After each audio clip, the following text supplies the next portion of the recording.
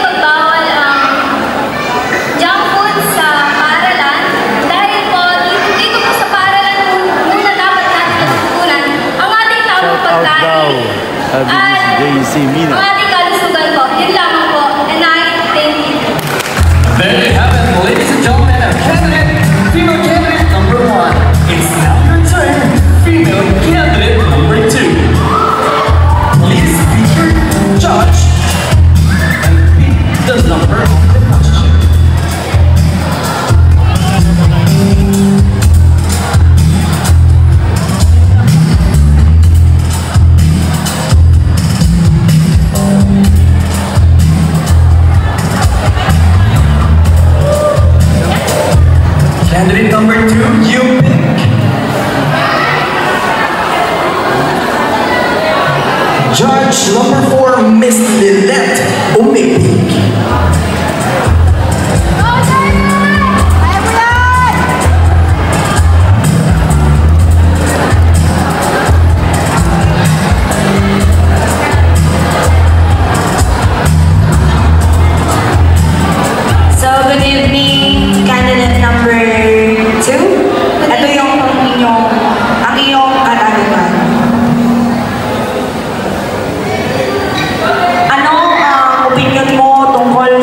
Kahirapan sa Pilipinas. Poverty is one of the biggest problems here in the Philippines. As a student, I believe that education and unity is the solution for us to fight poverty. I believe that if the youth takes part and make an action about this, then we can fight poverty and we can continue our journey to promote peace in our country. I believe that poverty is one of the biggest problems in our country, but if the youth takes action, then that's the time that we can prove that age isn't just a number, to prove that we can have the power. We can have the power to change for the better, and the Filipinos can have the life that they deserve. Thank you. Thank you so much. Female candidate number 2. And it's your turn, female candidate number 3. You may now pick your judge, and you may now pick the question, number of the question.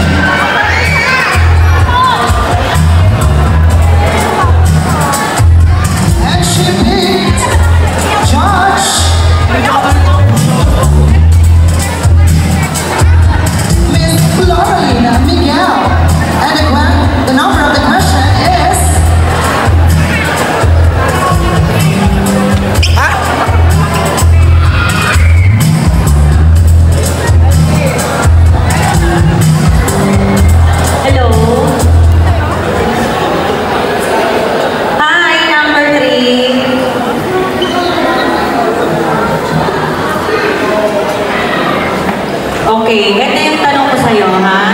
Question number 4. Dapat bang gawing libre ang internet para sa lahat ng estudyante? Bakit? Ulitin ko, ha? Dapat bang gawing libre ang internet para sa lahat ng estudyante? Bakit?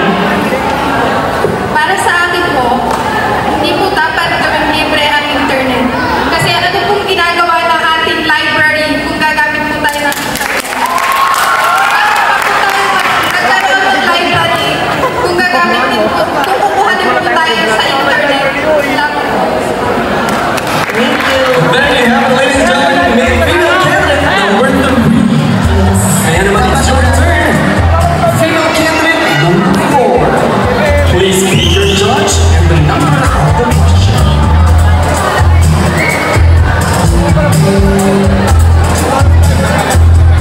The question number 8, and the judge picked is Judge Rene Tabi. And the number of question is question number 8.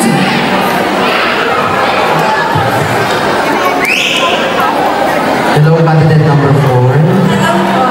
This is your question. Bakit mahalaga ang pagtatanim ng puno? Bakit mahalaga ang pagtatanim ng puno? Maraming salamat po sa napakagandang katanungan. Para po sa akin, maganda ang pagtatanim ng puno dahil nakakatulong ito upang magbigay ng fresh air sa atin at mabawasan ang ating polusyon. Ganun na rin po, nakakatulong ito sa future generation para po hindi po tayo mabaha kapag may sakuna. Yun lamang po, maraming salamat! Female candidate number 4. Now it's your turn, female candidate number 5. You may now pick the number of the question and the judge.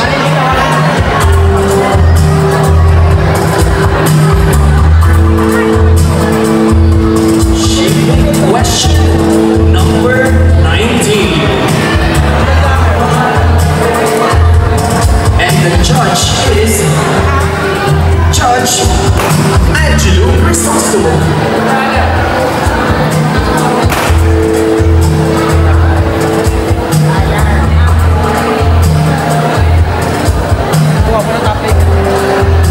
Once again, our judge is Miss Angelo Crisostomo.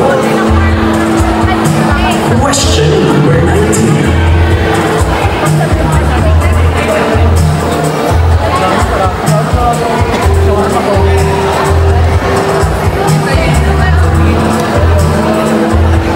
Hi, candidate number 5. Hello po. Good evening. So here's your question. Paano nakakaapekto ang fake news sa kabataan? I repeat, paano nakakaapekto ang fake news sa kabataan? Thank you for that wonderful question. Bilang isang kandidata ng Miss CRT, ba? Sa tingin ko, nakaka-apekto ang fake news sa kabataan dahil ang fake news ay nagbibigay ng maling impormasyon at pwede itong makapekto sa mga kabataan at magkaroon ng maling impormasyon. Kung aware tayo sa mga fake news, kung magkakaroon tayo ng impormasyon at ang tamang impormasyon,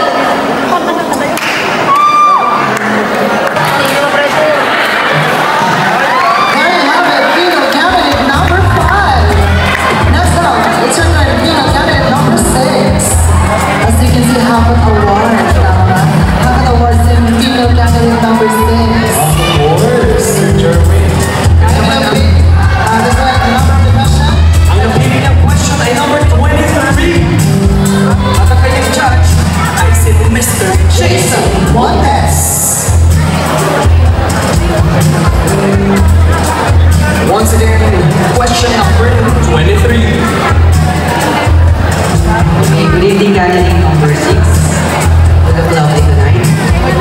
My question is, paano magiging responsable ang kabataan sa paggamit ng teknolohiya? Again, paano magiging responsable ang kabataan sa paggamit ng teknolohiya? thank you po. Paano magiging responsable ang isang kabataan sa paggamit ng teknolohiya? Gaya po ng pagpapalaganap ng mga information sa social media, dapat tama po ang ating pinapakalat para po sa ikabubuti ng mga tao at sa paggamit din po ng gaya po ng internet. Kapag kumukuha po kayo ng information, dapat hindi lang po dapat pa na internet, dapat nagbabasa rin po tayo ng mga aklat. Yun lamang po para po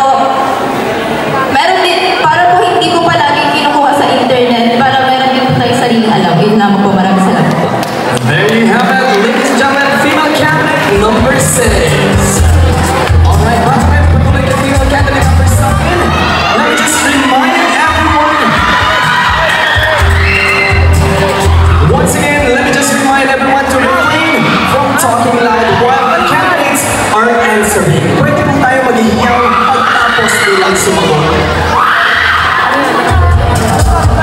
Kaya naman, nakapili na siya ng kanyang judge na si Mr. Joseph Torres. And question number 3.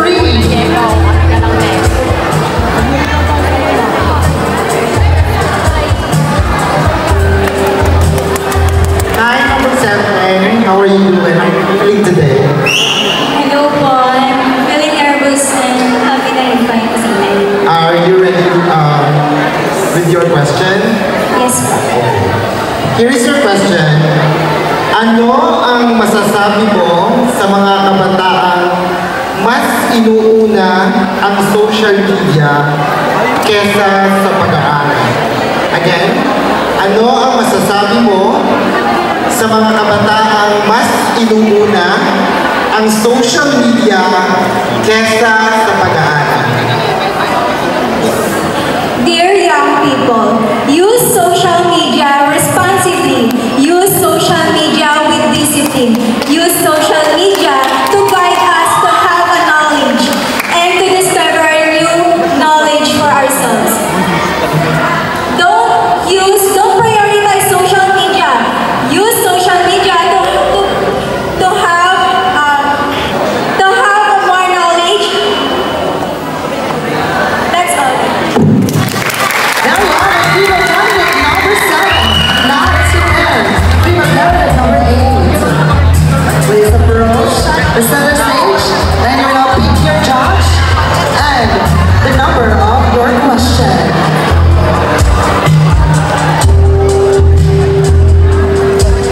And you pick Mr. Mark J. Primo. And the number of the question is question number 2.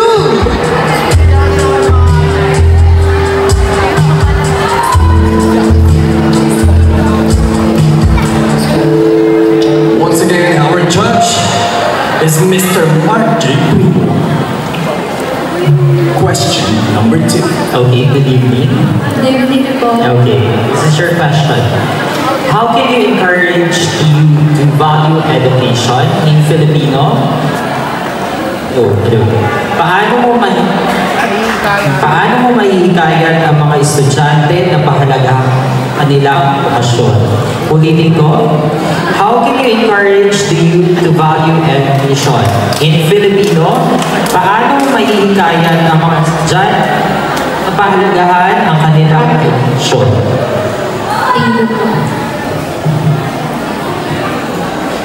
Hihinkayatin ko sila sa pamamagitan ng ay sasabihin ko kung paano nakakonekta ang edukasyon sa kanilang kinabukasan. At sasabihin ko rin kung paano sila uunlad balang araw at ito ay magagamit din nila kapag sila'y maghahanap ng trabaho o kahit Now you have at female candidate number 8. Now it's your turn, female candidate number 9. You may now pick the number of the question and your judge.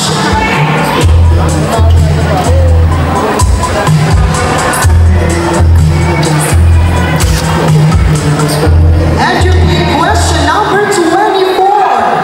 And your judge is Honorable Angelo Campo.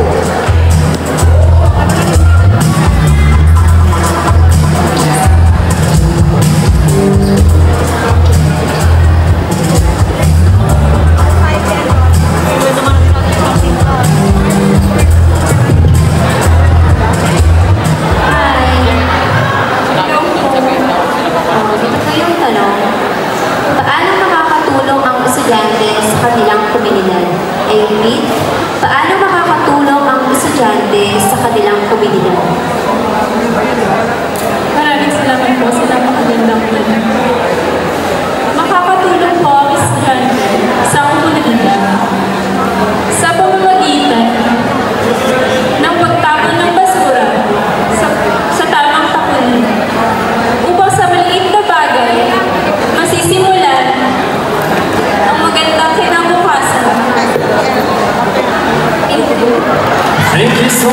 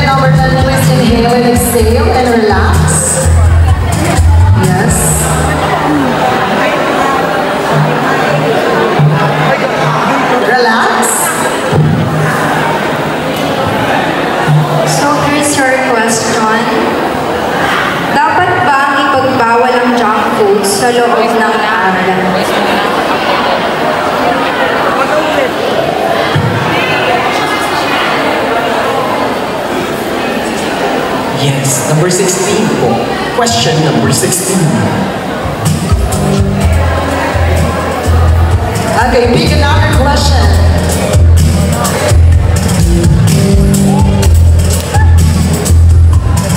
And you pick question number 14. The same judge will ask the question. Miss Angelique Crisostomo. Ano ang pananaw mo tungkol sa maagang pagbubuntis? Salamat sa magandang katanungan.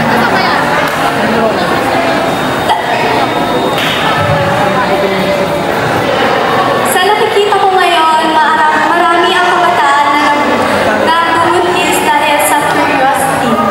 Dahil dito, marami ang naapektuhan at hindi lamang ang mga kabataan kundi natutulog na din ng iba. Yun lamang. Thank you so much. Female candidate number 10. Now, last but not the least, female candidate number 11. You know, pick the correct number of the question and the judge.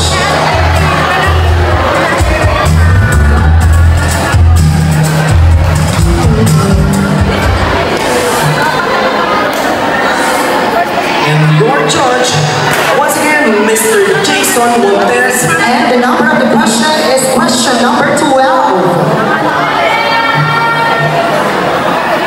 Again, the number of the question is question number 12. Okay po. Good evening. Ano ang masasabi mo sa pagdami ng kabataan nakakaranas ng mental health issues? Again, ano ang masasabi mo sa pagdami ng kabataang nakakaranas ng mental health issues? Marami